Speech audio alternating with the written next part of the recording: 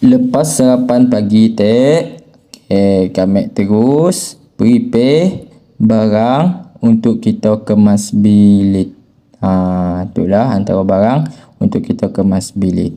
Untuk bilik tingkat 2. Okey, kita pergi ke bilik, tangkah barangnya dulu. Sebelumnya kita buka cadar yang kotor. Lepas orang check out tadi, kita kumpul sekali barang-barang kamar sebelum kita nyesah kelak. Kita buka supaya tilam kena panas. Okey, sampah-sampah kita buang, kita kumpul sekali. Lepas tu kita nyapu, pastikan sampah dan debu dah melekat kat lantai. Pastikan lantai sentiasa bersih.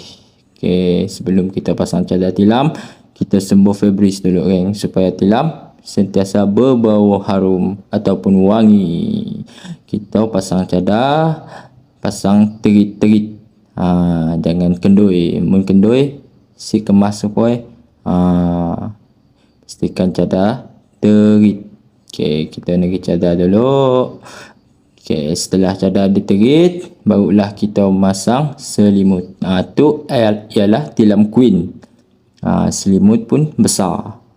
Kita terit juga selimut supaya nampak lebih kemas. Okey, kekemasan dan kebersihan penting di kawasan hotel ni geng. Setelah kita pasang selimut dengan terit, selesai semua, barulah kita pasang cadar bantai.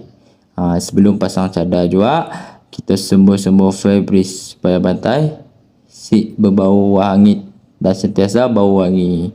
Bantai di tilam queen tu ada 2 juga. Sebab tu untuk 2 orang. Sesuai untuk laki bini lah bilik queen tu. Okey, kita sembuh Febreze, kita pasang cadar untuk tilam bantai kedua. Okey, selesai kita pasang cadar bantai, barulah kita engkah kain tolor 2 IG juga. Okey, kain tolor dipelah macam tu. Lepas tu kita lap bahagian meja supaya air letik. Tak ketel, tak cangkir, dibasuh supaya bersih digunakan customer seterusnya. Okey, cermin di meja kita lap sekali. Okey, itulah hasil.